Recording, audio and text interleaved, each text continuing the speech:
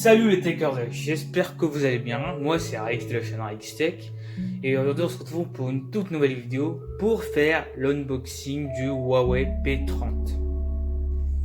Alors moi j'ai eu ce smartphone à 500 € au lieu de 800 €, presque 300 € d'économie. Je l'ai eu chez Orange, mais je pense que le bon plan est fini à l'heure où je poste la vidéo parce que je suis parti le dernier jour. Mais ne vous inquiétez pas, je vous mettrai des liens en description pour profiter de ce smartphone au meilleur prix. Vu que j'ai pris chez Orange, du coup j'ai pris un forfait, donc j'ai pas vraiment payé 500 €, j'ai payé juste le forfait quoi. J'ai payé 109 € à partir de 50 Go, un truc comme ça. Vous pouvez l'avoir à 109 € avec le forfait et votre Livebox. Donc c'était une bonne affaire. Mais ne vous inquiétez pas, je vous mettrai des liens en description pour profiter de ce smartphone au meilleur prix. Procédons par l'unboxing.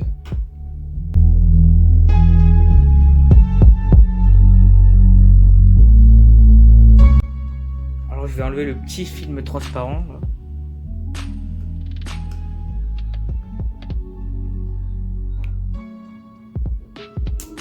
C'est galère, c'est la galère.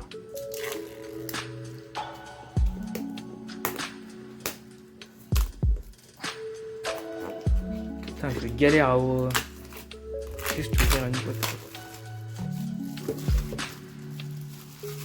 C'est fait. Je mets ça de côté. On ouvre la boîte. Il y a même un petit son. Et voici le smartphone. Au premier abord, vous verrez certainement le petit logo d'empreinte là. Enfin, c'est pas vraiment un logo. Alors ça signifie que le capteur d'empreinte est sous l'écran. Alors c'est pas comme le S10 et le S10 Plus, c'est pas un capteur d'empreinte à ultrasons, mais c'est bien différent. Je dirais c'est moins sécurisant. Bon. Je vais laisser le téléphone de côté et on va voir qu'est-ce qu'il y a dans la boîte. À l'intérieur du carton, nous avons en premier temps du carton, puis un emballage en carton avec une épingle de tiroir nano SIM et micro SD. À l'intérieur de cet emballage, nous avons les manuels d'utilisation, enfin le manuel d'utilisation et la carte de garantie. Alors ce téléphone a une garantie de 2 ans. À l'intérieur, nous avons le bloc d'alimentation, je ne sais pas comment vous l'appelez, dites-moi en commentaire. Nous avons le bloc d'alimentation pour charger le smartphone. Nous avons aussi un câble USB vers USB Type C, vous voyez. Et nous avons des écouteurs qui ressemblent vachement aux AirPods. Ouais, EarPods, désolé. EarPods. Ouais. Ils ressemblent vraiment aux AirPods. J'ai fait du rangement, donc là je vais déballer, enfin enlever le plastique.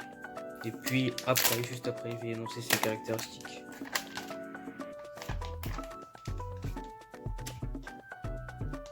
Je vais laisser ça de côté. C'est quoi ça?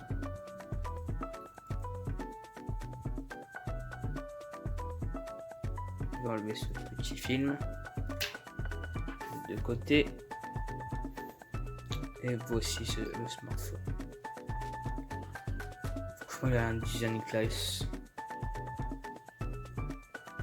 Il a une espèce de verre trempé. C'est pas un verre trempé rigide. Maintenant, je vais énoncer ses caractéristiques. Donc, il est sous Android 9. Il est sous l'interface constructeur de Huawei MUI 9.1. Il a un processeur Kirin 980 qui a 8 cœurs. Il a une fréquence de 2,6 GHz ce processeur. Il a 6 Go de RAM, ce qui est assez pour une bête comme cela. Un smartphone qui coûte 800 €, c'est assez. 6 Go de RAM, c'est quand même beaucoup, je pensais. Après, il a une capacité de stockage de 128 Go. il est IP53, il est pas IP68, il est IP53. Donc il est pas comme mon Samsung Galaxy A5 2017. On peut pas mettre ce smartphone à 1,5 m d'auteur de haut. Il a une dalle OLED de 6,1 pouces, ce qui est convenable, hein. On peut le tenir à une main, quoi. C'est très convenable. Ici, vous avez le tiroir de carte SIM et de micro SD, parce qu'on peut mettre soit deux cartes SIM, soit une carte SIM et un micro SD. Et du NFC, ce qui est pratique pour payer avec le téléphone. Il a du Bluetooth 5.0, c'est une nouvelle norme du Bluetooth.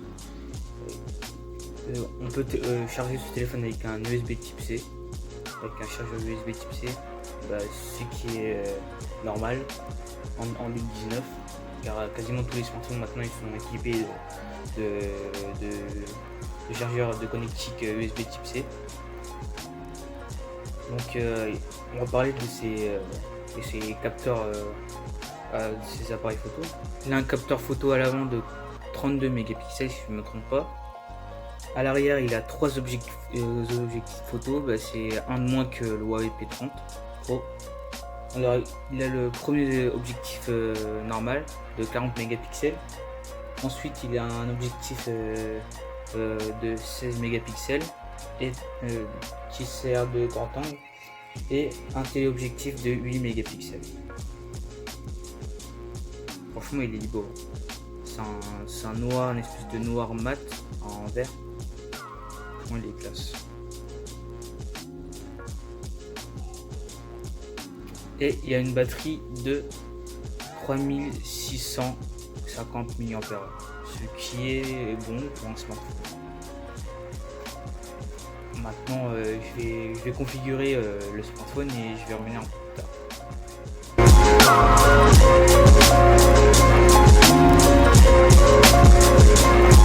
C'est bon, je l'ai configuré.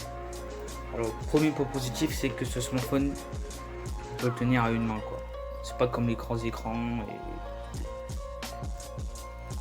Après, le point que je reprocherai à ce Huawei, c'est que ça bouge, quoi. Quand on le met normal comme ça bouge à cause de ces capteurs, ces capteurs photo. C'est le seul point négatif que je peux reprocher à ce smartphone aux premières impressions.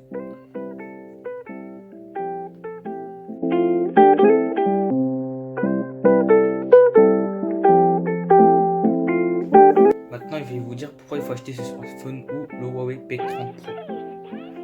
C'est un smartphone qui fait de belles photos, donc c'est l'occasion, foncez-y. Si vous trouvez à pas cher, à moins de 800 €, moi je l'ai acheté à 500 €, du coup c'était une bonne affaire. C'est un bon photophone. Mais donc la différence entre le Huawei P30 et le Huawei P30 Pro, c'est que le Huawei P30 Pro il a 8 Go de RAM, alors que le Huawei P30 il a 6 Go, il y a juste 2 Go de RAM de différence, mais on peut bien faire l'affaire avec 6 Go de RAM.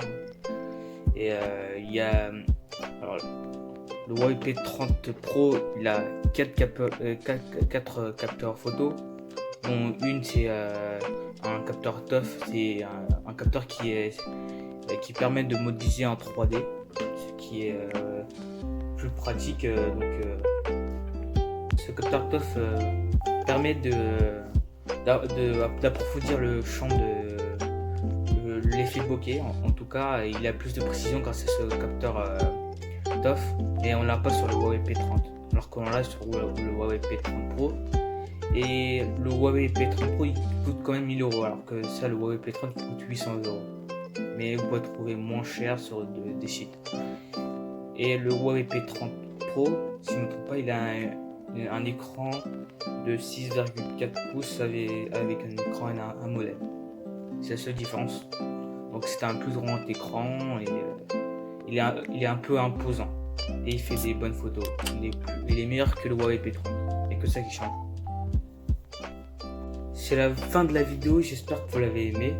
N'hésitez pas à vous abonner, à commenter en dessous de la vidéo, notamment pour ce petit bloc là. Moi je l'appelle le bloc d'alimentation, mais après ça dépend des personnes. Et n'oubliez pas de lâcher des likes. Salut les takers!